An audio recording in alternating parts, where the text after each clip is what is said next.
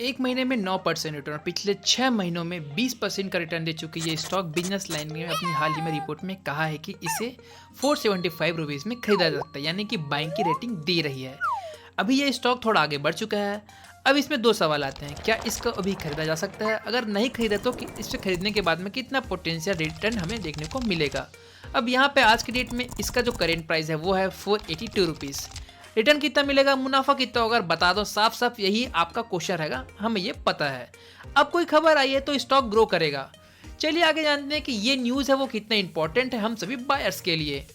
अब यहाँ पे चलते हैं कंपनी के बारे में। कंपनी का पूरा नाम Indraprastha gas limited private limited है। कंपनी का काम सीएनजी और पीएनजी डोमेस्टिक बनाने और बेचने का है। कंपनी का ये जो सीएनजी पंप स्टेशन आप देख सकते हैं, कभी ना कभी आपने देखा ही होगा शायद। अगर आपने नहीं देखा, शायद न्यूज़ चैनल में देखा होगा। एनीवे, अगर आपने इसे नहीं देखा है तो इंडिया में ये ग्रो कैसे कर रहा है, सबसे बड़ा क्वेश्चन तो यही रहता है। अब तब के पेट्रोलियम मंत्री हरदीप सिंह पुरी ने कहा था कि इंडिया का जो टारगेट है वो 2030 तक सीएनजी गैस स्टेशन को लगभग 17,500 और पीएनजी गैस कनेक्शन को बढ़ाकर यानी कि 120 मिलियन करना है लगभग। अब यहाँ पे अभी जो रिपोर्ट देखने को मिला था अक्टूबर 2023 में, उसमें कहा गया कि इसके मतलब मुताबिक सीएनजी स्टेशन इंडिया में लगभग 6,088 के करीब है। इससे आप अंदाजा लगा सकते हैं कि ये सेक्टर अभी कहाँ है और 2030 तक कितना तेजी से ग्रो कर सकता है। मतलब मामला तो हिट है। कंपनी के डेटा के मुताबिक भारत में कंपनी के लगभग 882 स्टेशन हैं जो तेजी से बढ़ रहे हैं। और डेटा देखने सकते हैं आप सभी लोग जो है कंपनी के बारे में थोड़ा जान लिया है। अब कंपनी के स्ट्रॉन्ग पर्सपेक्टिव से भी समझ लेते हैं कि कंपनी का फंडामेंटल क्या है। अब यहाँ पे देखते हैं कंपनी का फंडामेंटल तो यहाँ पे सारे के सारे साइड से स्ट्रॉन्ग है। चाहे मार्केट कैप देखो, पीई रेशियो देखो, इंडस्ट्री पी देखो, आरओई देखो, ईपीएस देखो, सब मार्केट स्टैंडर्ड के हिसाब से नजर आ रहा है। यहाँ तक कि कंपनी का डेब्ट टू इक्विटी भी ऑलमोस्ट जीरो है। कंपनी डिविडेंड भी देती है जो ठीक ठाक ही है, उतना खास हमें देखने को नहीं मिलता। प्रॉफिट रिपोर्ट देखोगे तो आपको यकीन नहीं होगा।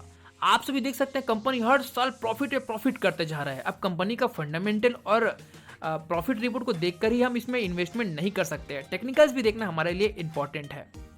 अब हाल ही में कंपनी का डे टाइम फ्रेम में एक ही जगह आपको मूवमेंट करता हुआ नजर आ रहा होगा, साफ साफ दिखाई दे रहा है। मतलब कंसोलिडेट कर रहा है। इसका मतलब यह है कि 500 के नीचे प्राइस जो है वो हमें दिखाई दे रहा है। इसमें एक बढ़िया सा ब्रेकआउट की जरूरत है, लेकिन हमें ऐसा दिखाई नहीं दे रहा है। पिछले हिस्ट्री को देखें तो पिछले एक साल से ये ऊपर नीचे हमें होता हुआ नजर आ रहा है। मतलब कंपनी को जो है वो ब्रेकआउट नहीं दे पा रहा है। यानी कि कंपनी को 500 से ऊपर जो है ब्रेकआउट देने की जरूरत है, उसके बाद हमें बड़ा उछाल देखने को मिलेगा। इससे नीचे है तो तब तक हमें इसमें इन्वेस्टमेंट करने से पहले थोड़ा सोचना चाहिए। अब ये तो है न्यूज़ की बात। यहाँ पर हम पर्सनली बात करें तो इसमें मार्केट में इन्वेस्टमेंट करने से पहले एक बार मार्केट एक्सपर्ट से जरूर सलाह लें और अपना एनालिसिस करना बिल्कुल भी ना भूलें। क्योंकि यार ये तो कंपनी के बारे में एक न्यूज़ था जो हाल ही में निकल कर आया, क्योंकि इसमें वॉल्यूम देखा गया है हाल ही में, तो इसलिए मैं आपस के लिए यहाँ पास ये जो न्यूज़ है वो लेकर आया हूँ। फिलहाल के लिए बस इतना ही। आपको लगता है कि यहाँ पास ये जो स्टॉक है पसंद आया, ये वीडियो पसंद आया तो वीडियो में लाइक करें, कमेंट करें, चैनल को सब्सक्राइब नहीं करें। अगर हमारे नए व्यूवर हो तो वीडियो को सब्सक्राइब चैनल को सब्सक्राइब करना बिल्कुल भी ना भूलें, क्योंकि मैं आपके लिए ऐसे वीडियो लेकर आता रहता हूँ। फिर आपके इतना ही। जय हिंद, वंदे मातरम।